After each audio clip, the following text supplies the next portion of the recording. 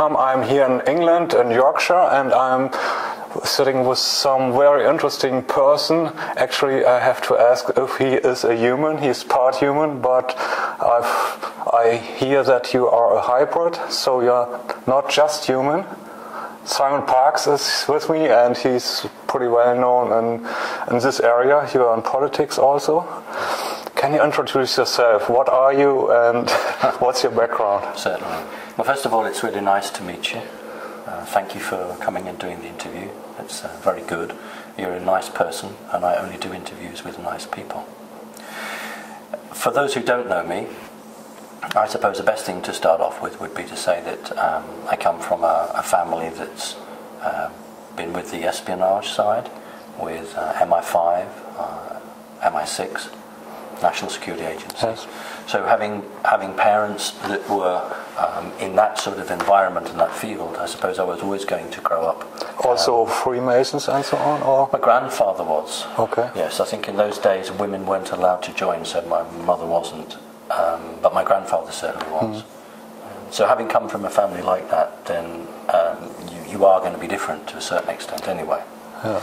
In terms of who I am, what I am, I think when we talk about hybrids, we tend to think of a very stylized head. So a person who has a head like a grey, yeah, with a great big bulging back. Yes. This tends to be it. But you're right, hybridization of human bodies is brought about because when a soul enters a body, particularly of a child in its mother's womb, you have to ensure that the energies around that body are matching the expected soul. Because if you don't do that, then the frequency of the soul will be different from the frequency of the body. And that does not work? Well, that's why many women say that something happened to their pregnancy. Maybe the baby was taken out and put back in again. Okay. It's generally done for a good reason, in the sense that it's making sure that, like you've said, that the soul and the body work. So I suppose it can be described as a hybrid, but not in the traditional sense. Not in DNA, but a soul? So my soul is 1/3. I'm trying to think for European, that would be 33.3%. Yes. A third reptilian, Draco reptilian. 1/3 mantid or mantis, and 1/3 hollow earth human. Hollow earth human. Yes. So that's the soul. The physical body will be energetically very reptilian-like, but I don't look like a hybrid simply because the more you look like a hybrid, the harder it is to get about the planet you're on. Okay, let me ask, reptilians we can imagine, mantis, less people I think have heard about. What kind of a species is that? They're less well known. They look very insectoid, and many people who have mantis experiences are very scared of wasps because they remind them of mantis. Mantis, I think between 6 foot and 8 foot tall, very hard sort of body. Eyes take up maybe nearly a quarter to a third of the head. So very insectoid looking, divided into 3 groups. Walking upright, Yes. like humans? Absolutely, humanoid. Yeah. Okay. Yeah. So don't think of an insect body with the thorax and the abdomen and the legs sticking out at the side. They have proper hips. Okay. So they are very humanoid. Okay. But they are a very ancient race, and they have a job title, such as Universal Master, and they play the referee in disputes. So wherever there's a difficulty, this is in the 4th frequency, in the 4th dimension, then they would basically go in and try and make an arrangement between the warring parties. Okay, now we have 3 species, not from humankind that we know of. You have mentioned the Hollow Earth. Do you have access to the knowledge, the background, or how did you grow up? You grow up like a normal child, and after a while your parents tell you, you're not just a human, you are, or have you been aware of all that? I wasn't aware of all of it, no, not at all of it. I certainly knew from a very young age that I had these odd creatures that would come to visit me, as a child. I certainly knew about practicing magic because that's what we did. Mm-hmm. In the family? Yes, but not black magic. My mother was not a Satanist, so we were not allowed to have any satanic material in the house because she was against that end of it. But my grandfather was the other way. My grandfather believed in the black magic. And my grandfather, these are my biological parents, grandparents and grandparent, would always argue how I should be brought up. So they would have different ideas how I should be schooled and done. So, yes, interesting. I was aware of the creatures that would visit me. I would remember what had happened. I learned not to talk about it outside of the house. But, sorry when I interrupt you all the time, but there's so many questions coming up. Other kids grow up and they see monsters and parents say, there are no monsters, okay. So after a while they don't see anything anymore. How has it been in your family when you say, when you saw something? Did they say, yeah, that's real? Or what my mother said was, draw it and I'll take it to my friends and show them. So I would draw it with crayons and felt pens and paper, and then she would take them into the people she worked with, and that's how it was. Do you have some of those pictures? Yes, but you didn't ask me to bring them. If you'd asked me to bring them, I'd have brought them. Maybe we get some and can insert them later, okay? Sure. Yeah. So, what are you really aware of now, or how did you learn about these species? Is it something you know, or is it something you had to learn? What Hollow Earth people are, or what I had to learn was the culture, the rules, the law for each group. But in terms of the natural situation within that group, that is my right, because that is what I am. But every group has its own etiquette, its own rules, specifically the reptilian, which is very, very into ceremony and ritual, and you cannot make a mistake in there. I remember once meeting somebody a very genuine person who had experienced the reptilians. Reptilians are very, very involved with the sword. The sword is very important to them. And one of the tests that you have to do is to throw the sword up in the air so it spins, and then as it drops, you're not allowed to go back from it. You have to catch the hilt of the sword. If you don't catch the hilt and it falls, but you don't move, that's okay. What's wrong is if you back from it. And he didn't catch the sword, and he said that was it, that was the end. It was terrible shame, great embarrassment, and he brought shame on that particular unit. And so if he was out of the program, they didn't want to see him anymore. So very, very strict, no forgiveness at all with that particular race. Okay, now you're talking about MI5, MI6 with your family background. Stupid questions. Does everybody in this area have connections with aliens, or is it special, or is it on some level of military intelligence that you know about these things? No, I would think in any security agency maybe only 10% to a quarter. So high ranks or what? Not just the high ranks, what's called a need to know. Yeah. You may have a specialism in a subject. You may be somebody who understands computers really well. So they would want you on the program cracking alien communications. So you would be briefed and talked to. So it's about what you bring to the organisation. So MI5, National Security Agency, will say, what do we need? What skills do we need? But no one gets a big picture, or only very few people. Yes, because if you have the big picture, then you can begin to put it together and understand what's happening, and then you become very dangerous to the organisation.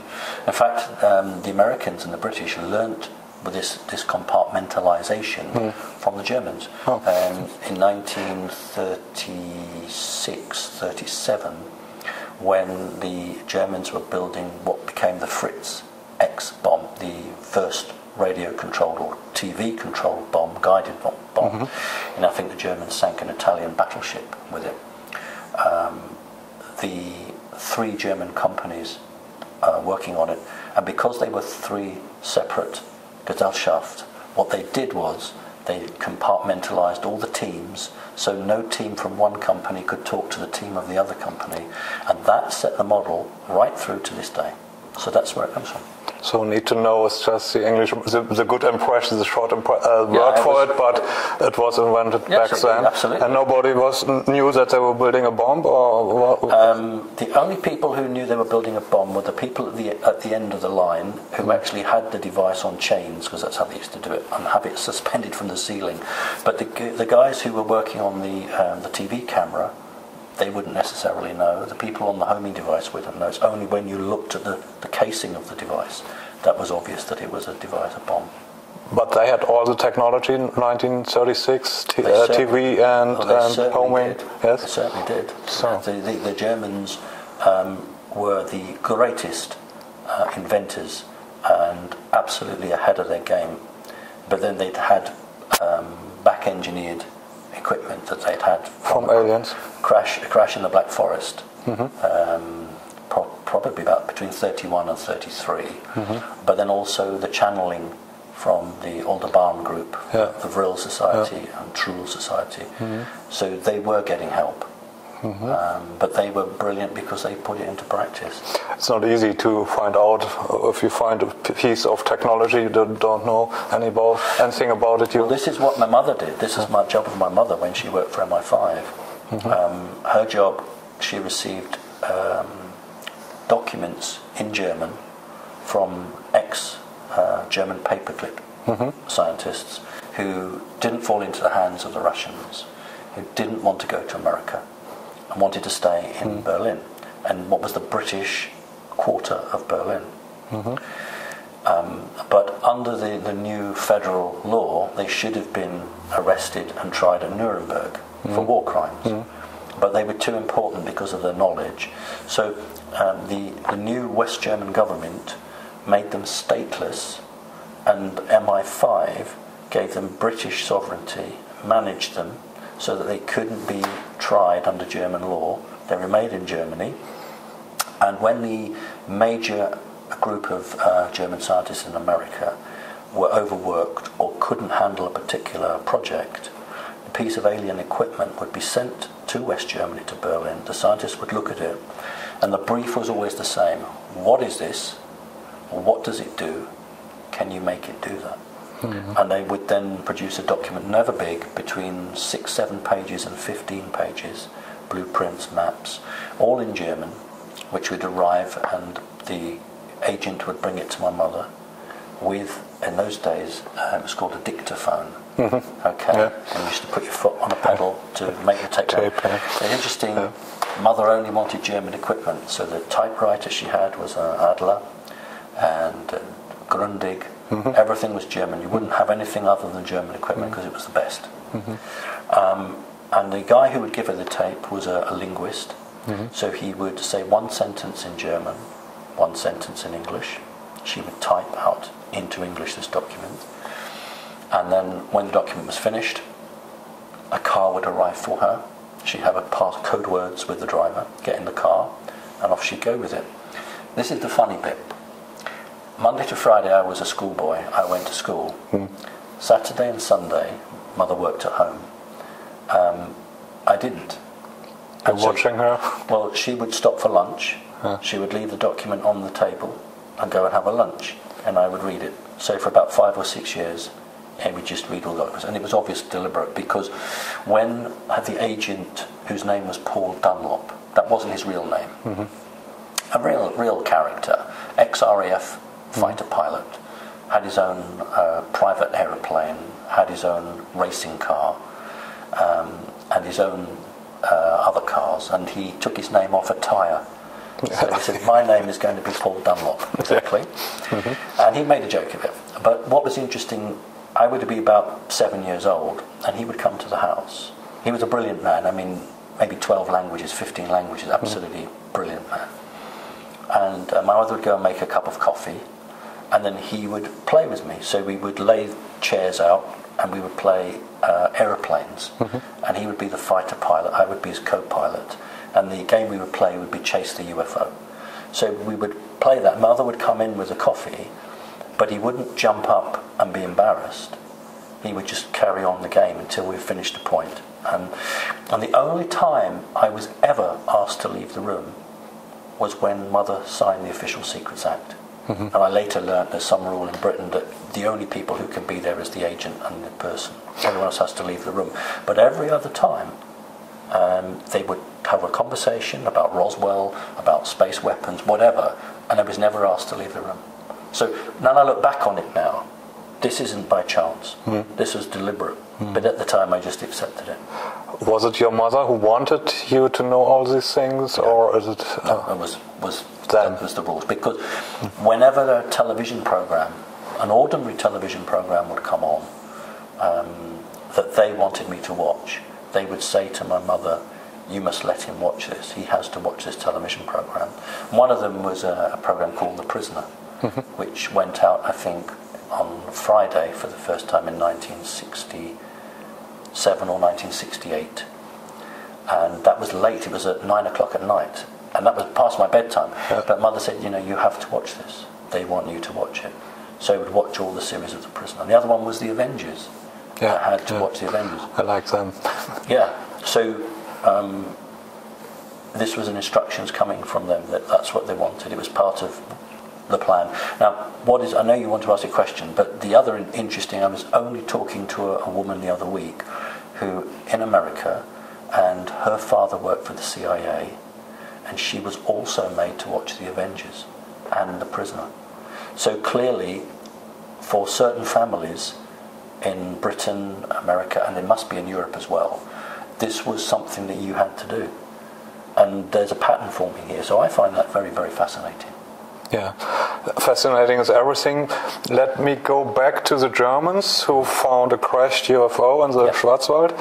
And what kind of species was that? Were there survivors, alien beings, or just... No, the whole object was to give technology. You see, it is illegal from a universal standpoint to give a lower race technology. You can't do that.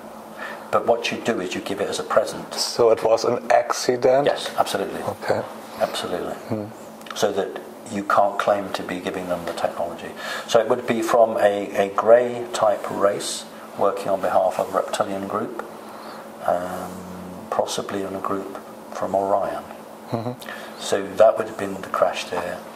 But when Hitler turned against the Bushes, the Bushes family, because of the oil, no longer wanted to get the oil from them and wanted to get the oil from Russia.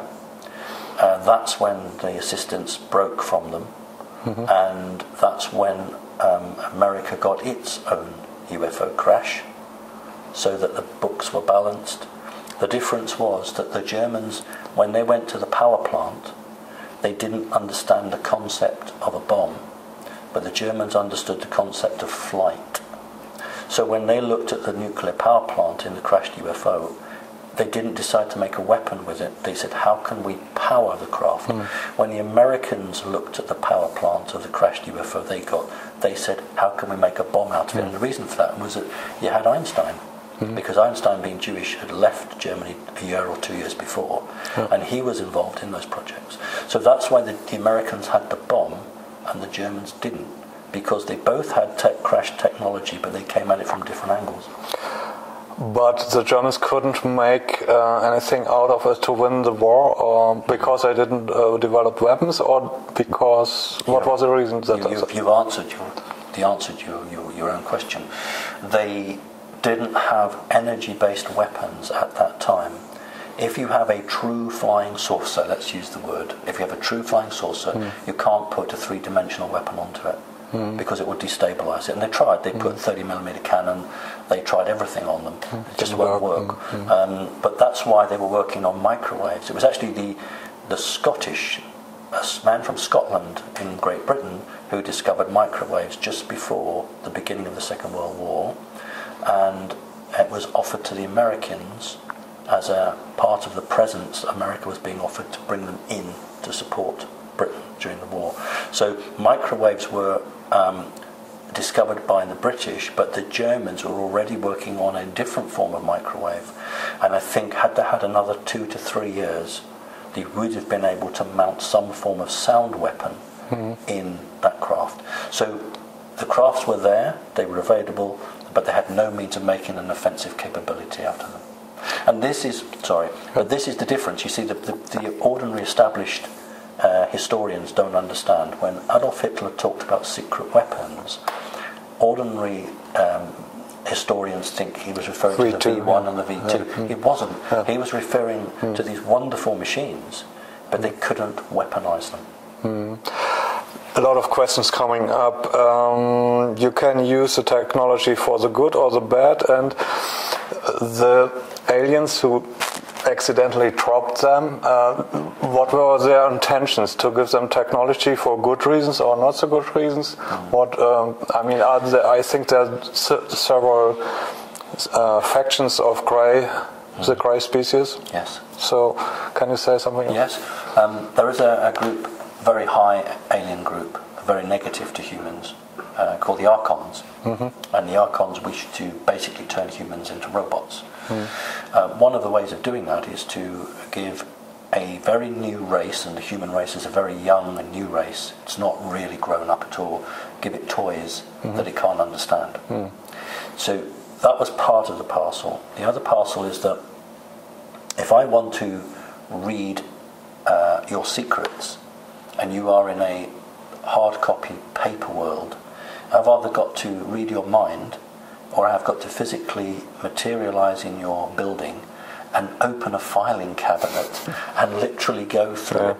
But if I teach you about digital technology, I can be a million miles away and I can just lift all the information out of your computers and you don't even know it.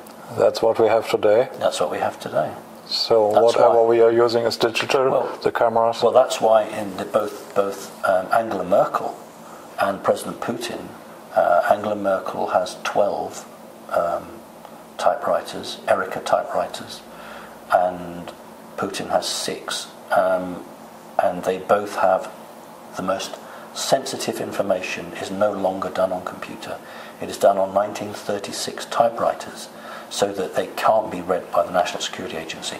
And the reason they went for 1936 typewriters, there is a massive stock of ribbons. That is the reason they went for it. But what's ironic is that Germany and Russia fought a war in the Second World War, and they're both now using German typewriters. But that is because nothing is secret. Everything can be read. Yeah, everything that's digital, and yes.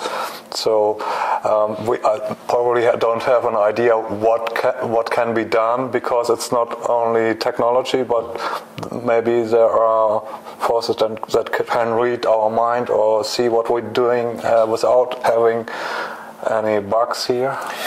Well, there is a very interesting video on YouTube, and it might be good if you can link somehow to it.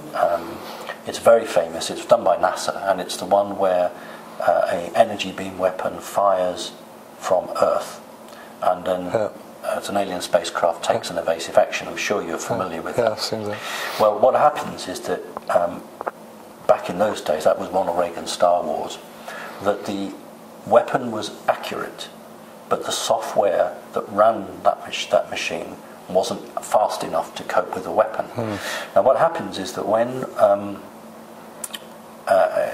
in a control room somebody says fire, they read that and they're already moving away before the weapon fires. So what these major space weapons now are all automated. There's no human brain to read. And that's why they're getting more success in hitting spacecraft now than they were 15 years ago. Because there's no human... If you're sitting in California or Atlanta, Georgia, and the weapon is 4,000 miles away, the alien piloting that craft isn't going to pick that up. Sure. So that's why they're getting them hit. So there are ways of reading people's minds, but there are ways of defending against that. But the technology, is there the danger of artificial intelligence becoming dangerous to us, like in Terminator, or there's a lot of sci-fi topics that they really go berserk or want to kill us? It's about controlling, it's not about killing. The whole object, literally, is to put a chip in everybody and control everybody. You see, 25 years ago, the top end of the negative Illuminati, wanted to destroy 3/4 of the population. Yeah. That don't need to do that anymore. That's not the plan. The plan is to put a chip in everybody, and you can control them. So the plan is very simple. It doesn't matter whether you're in Germany, in Holland, or in Britain. You see not just young people, but everybody walking around with their phone in their hand. That's what they do. Every time you go onto a major street, people have their phone in their hand. Yes. So what they do is they say, right, well, we'll put an application in your mobile, and now when you want to buy something, you just go up to the counter and you can touch your phone, and that does it. The plan was, this was supposed to happen 15 years ago. They've been held up. The plan was they would then say, this is a real waste of time. Why don't we just put it in your hand? Yep. You're so used to putting your phone down to pay for your cup of coffee that you just put your hand down now. And you don't need money anymore, and so then, of course, you can control everybody, because if someone isn't... Well, exactly, because they'd say, you attended a demonstration on Tuesday against the government. Yeah. We're turning your bank account off. Yes. That was the whole plan, but they're behind. They're very cross because they're 15 years behind with their plan to do that. That's a good thing. Oh God, it is, absolutely. So we're coming from the past to the present, and of course there's many years between that, and universes we can talk about. But now we are here, there was 2012, when we thought maybe that's a year where everything is changing, and then we saw, they didn't really change. But now we see, and my impression is that things are changing. Now we have 2015, it's not 2012. Do you see a change in humanity? Are people waking up to all these things? And is that a game changer, or where does it lead? On the 21st of December 2012, there was a massive change. The problem is that most people wanted the sky to rain fire or the ground to open. Something to see. Yeah. Something to see. Even in the Bible, it's God, give me a sign. Yeah. God sent a flaming bush.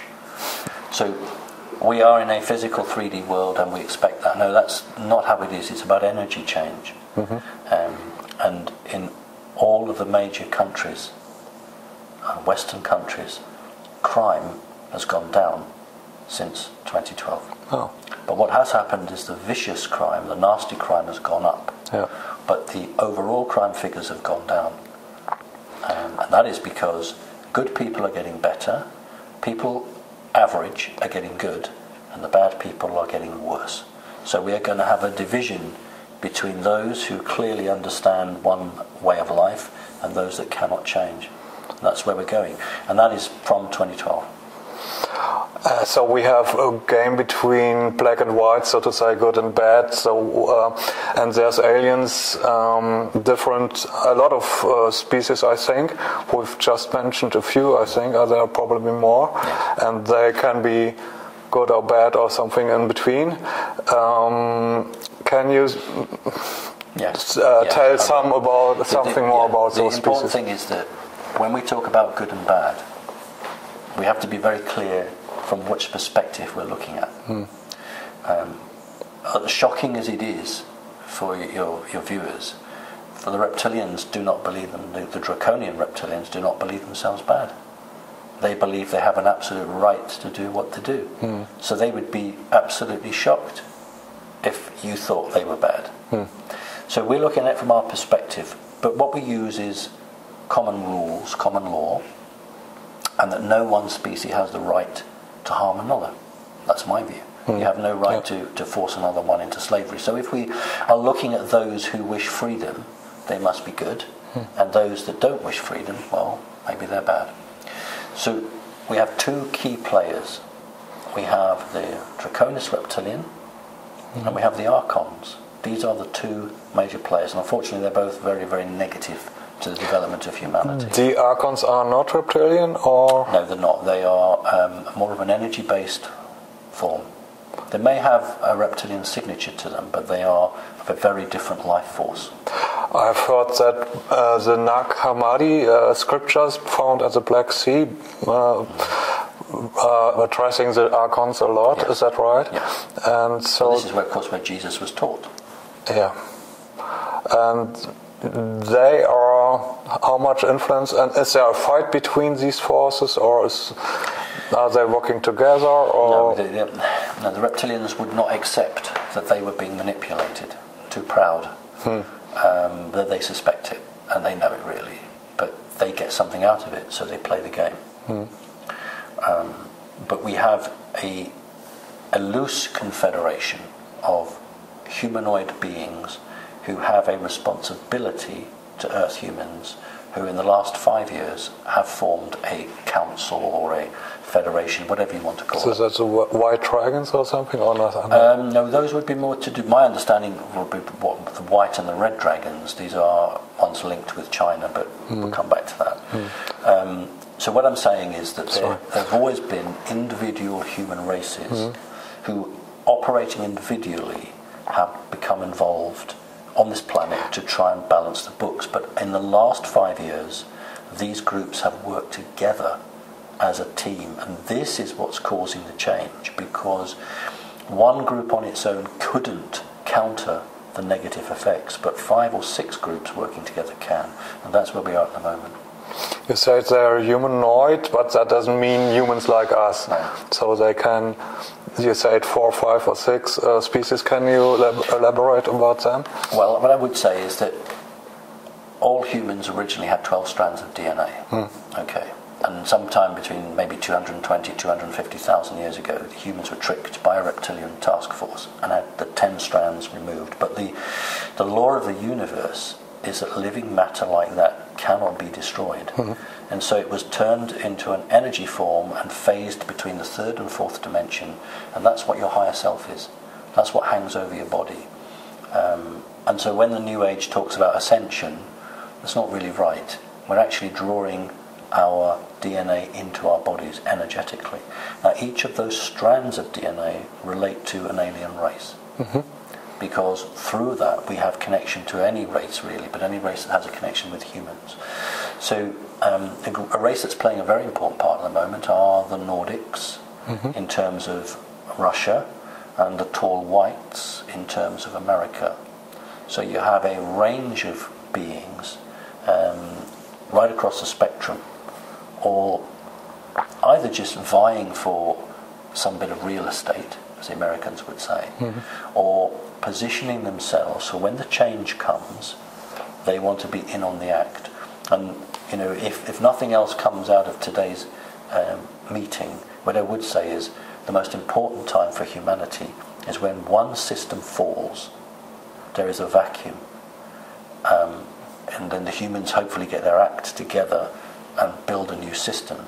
But that's when the danger is, this vacuum period. And that's when we would see someone like an Antichrist or another organization putting itself forward, offering the solution and salvation. So that's when we have to be careful that people don't come in selling us a solution to a problem. Yeah.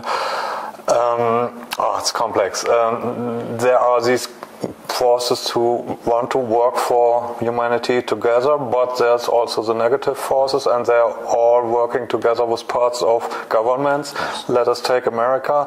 Okay. Does the reptilian and the draconians have influence on the government, and are there different factions in America and other countries also who are fighting against each other? Well, the tall whites influence the American military. The draconis reptilians influence the politicians and also the most elite in the money side. So those are the highest families. They are the real movers in terms of that. There is another race, an interesting race. We refer to them as the Anunnaki. And there are some very Anunnaki-looking creatures that associate in America.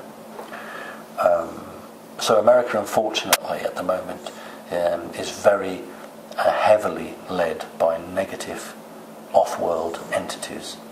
Whereas China at the moment is 50-50. China is choosing to meet both sides, so positive and negative. China is, of course, just interested in money, so it's playing a double game. Russia, of course, now has turned its back on the Draconis reptilians and is now just working with what we call the Nordics. The Mossad in Israel, working with some very unsavory off-world creatures. So every major country that is a major player or can claim a bloodline will actually have access somehow to one of these races. Now, if you were in dear old little Belgium or Luxembourg, you don't have access to any of that. But you might have an individual in your government who does. And so that's what these little governments, these little countries do, is they try and bring people into their government as advisors who have links. And then, of course, finally, we have the Vatican. Yeah. So the Vatican is incredibly powerful and will make decisions on behalf of governments. Talk a little bit more about the Vatican, because we think they are not just positive. Some people say there's satanic things going on in the Vatican. Is that true, or are there different factions also in the Vatican? There are different factions in the Vatican. If you have access to the future, and the Vatican certainly does. Project Looking Glass, or is that something else? Well, they have a different way of doing it. Project Looking Glass is an American military type of project. The Vatican uses more magical. But see, when I refer to magic, to me magic is not magic, magic is science. And that's how the Vatican would look on it. So they have their own methods for looking into the future. And they look at what we call timelines. Yeah. And they look to see which timeline puts the Vatican on the best possible result. So they'll look at that, and they will then decide how they need to position, who needs to win this election, who should be the Pope, who should be this. It's all designed to try and keep the Vatican in the driving seat. So all of these are key players, but within that there are people who say, maybe we're on the losing side, so maybe we should try and make friends. Now, that's not actually making friends for the right reason, but it's making it for the wrong reason. But I suppose as long as the hands of the clock are still 1 minute to midnight, somebody could make a change. So that's where we are at the moment. People are deciding before midnight strikes which side of the fence are they on. And this time is now, or in the future? Well, I think the next 2.5 years. Yes. 2.5 years, 2017 really. And you say there are timelines, so that is of course complicated because there can different futures. And are they fixed or are they changing? I mean, there are sci-fi movies who are dealing with timelines, and you see it's mind-boggling because there's lots of possibilities. And is it true that we can change into another timeline? We are on a timeline now that is positive. And we've been on that maybe for 15 years. Several attempts to take us off this timeline have been made without success. So we are on a fixed timeline which is generally positive for humanity. And this is one of the reasons that anyone who's negative might want to leave the planet, because it's not the home for them in the future. You say 2017. Can you say what's happening from now, 2015, in the next couple of years? Yes, is there war, or is there? To a certain extent. Well, there have been, in the last 7 years, there have been 3 attempts to start a Third World War. Each time it's been prevented. Sometimes it's been the attempt for a nuclear bomb. Sometimes it's been provocative actions. Maybe your listeners will remember some years ago a Russian submarine called the Minsk sank. Well, the Americans got to it first because it was in very deep water. Kursk, that was it. Right. Kursk, So, yes. Okay. Yeah. I'm thinking. I thought the Minsk, Kursk. The Americans got it first. And 3 nuclear warheads were missing. The Americans made off with 3 nuclear warheads. That's why they sent the Americans were the only ones that had a robotic submarine that could go to that depth. And there was an attempt within the last 3 years to try to detonate one of those warheads. Very clever, because there would not be a lie to say a Russian bomb has exploded. Do you see how that works energetically? Yeah. There's been a Russian bomb, a nuclear bomb, and then the media would just immediately assume that that has been launched by the Russians. So that was one time. There have been several other times. There's very well documented that the Prime Minister, the President, I can't remember, of Israel ordered his Chief of Staff and the Chief of the Air Force to attack Iran. And they refused point blank, which is the very first time in Israel's history that any senior general has refused an order from a legitimate civilian government. But they knew it would create a third world war, and that was the whole plan of it. So there have been many attempts, and over the last 6 weeks, America and Britain have attempted to create another war with Russia, which hasn't occurred. So we are in difficult times, but we're on a positive timeline. So I don't envisage a catastrophic war at all. But you say 2017 is a year where everything changes and then there's a vacuum because negative beings are leaving the Earth, or how can we imagine that? Okay. Well, things are already changing. In every country, it is becoming harder and harder for an elected government to lie to its people. Yeah. Harder and harder. Yeah. Human consciousness has expanded so greatly that nearly everything is seen and known. The elite still have the ability not to prosecute people, they still have the ability to cover things up, but the truths are coming out. So I don't want the viewers to think that come 2017, it's already happening. It's a process. But what we're looking for is an economic change, because all people are so controlled with money. Money controls people, and the only way that somebody is really forced to look into themselves and to question anything is when their bank is hit, when their money is hit, when they don't have any money. That's the only time people are bothered. So I think what we're looking at is some form of economic problem, which then makes people question their government, and that's like a snowball rolling down a hill. And that, I hope, will be the emphasis that makes people start to question everything. But you say you hope you can, this timeline, this future is not fixed, it can change. Oh, yes. Are we creators like... Oh, yes, and absolutely. can we change the future? Well, that's why we needed, in 2012, a critical mass of people on the planet to have moved spiritually enough to show that the human race was ready. And when you have a critical mass of people, if you can actually get them working together, you can really create something out of thought. There is still a possibility that we could be jumped to a more negative timeline. It's unlikely, but it is possible. So that's why I'm always saying I can't be certain. Sure. But I'm certain enough that this is the best position we've been in. I know it doesn't look it, but we are actually in the best position. The only thing is we are behind our schedule.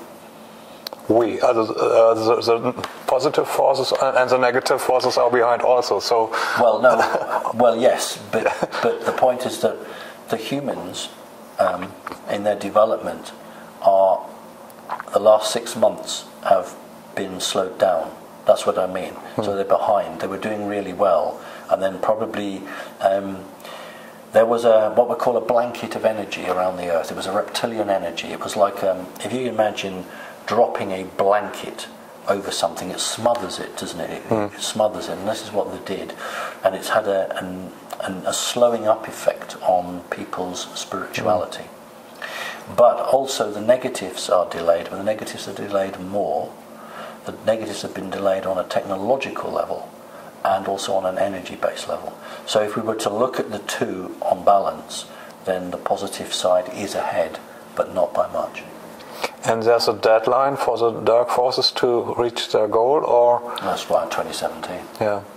And if they don't manage till then, they have to leave? If they don't manage it, then they'll never gain control. Then those that can... They know it? Yes. That's what the Georgie Guidestones were. That's why they were symbolically taken down and smashed, and they were given a date of 2016.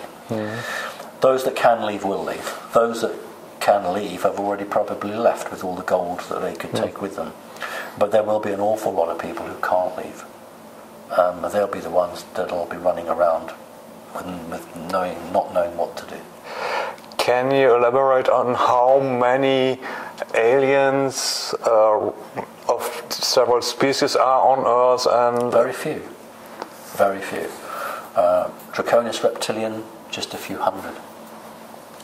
And greys now, because lots of them have been removed. Again, if we're pushing 1,000, I'd be surprised.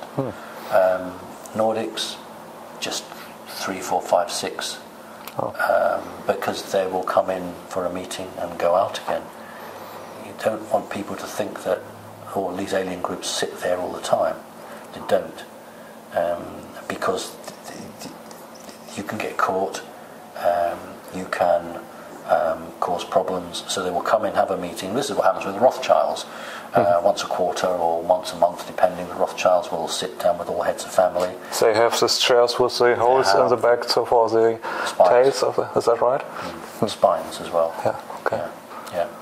That's always the big wooden chair that sits at the front, and then the families all sit round in a circle or a semicircle around, and each family member has to make a report over what he's done, and then the entity listens. So, but they then go.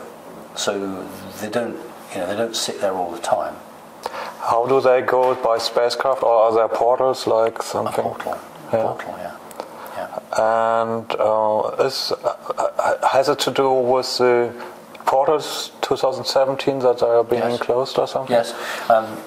If you think of a mine shaft, lots of coal mines in Germany, and you use wood or something to prop those coal mines up, over time they begin to collapse and you have to shore them up with more wood.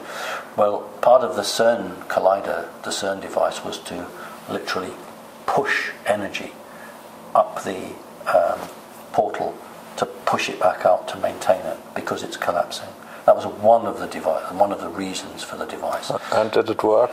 No, it didn't. The machine collapsed, the machine broke. So they've got, and that's why they're desperately wanting to revamp it.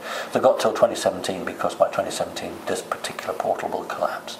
And this is the major portal linking to a fourth dimensional area. And without that, they can't bring any more reserves in. There's so many questions, and I don't know what to ask next. We have to come to an end of this interview, otherwise we can talk for hours. But hollow Earth is interesting for me. So the Earth is hollow? No.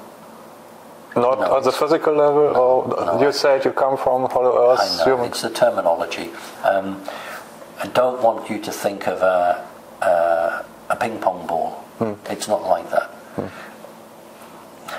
It is perfectly possible to bring another dimension into a solid object, and when you create another dimension into a solid object, then the object within that field doesn't exist.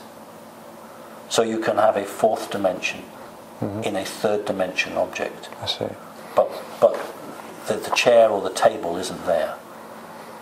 So it's called hollow Earth because it appears to be hollow, because you appear to have a community living in Earth. But if you were to send sound waves through it, or a probe, unlike the moon, which is hollow and has given a hollow ping back, but with the Earth you would actually have a solid thing, because we're talking out of phase with a third dimension. Will we have access to higher dimensions in the future? When every human regains his or her 12 strands of DNA.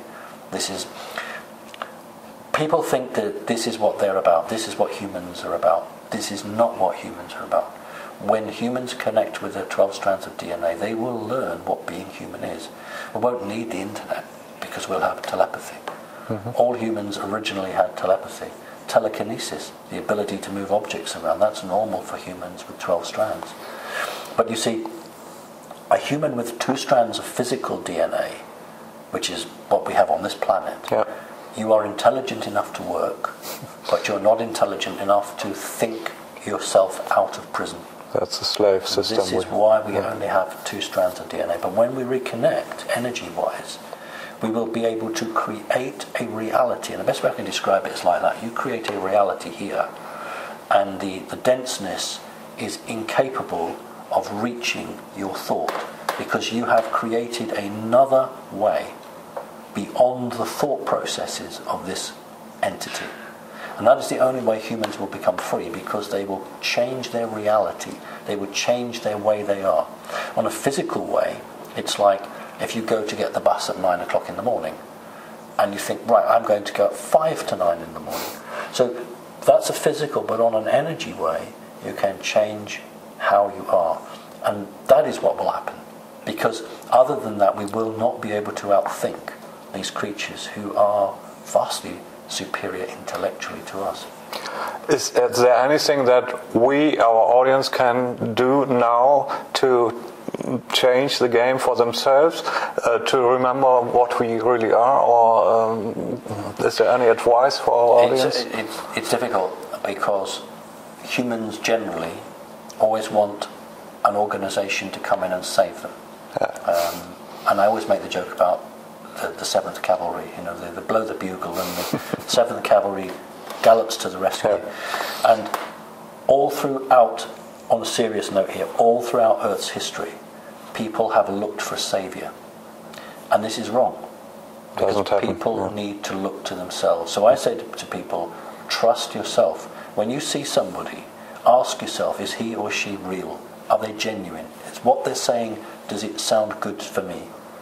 That's the way to be. Now, I don't believe in fear, and I don't believe in making people scared. So that's not what it's about. But what people can do is take reasonable precautions. There may be some disruptions in the 2 years to come. There's no harm in having 2 or 3 weeks worth of bottled water. There's no harm in having 2 or 3 weeks worth of tinned food.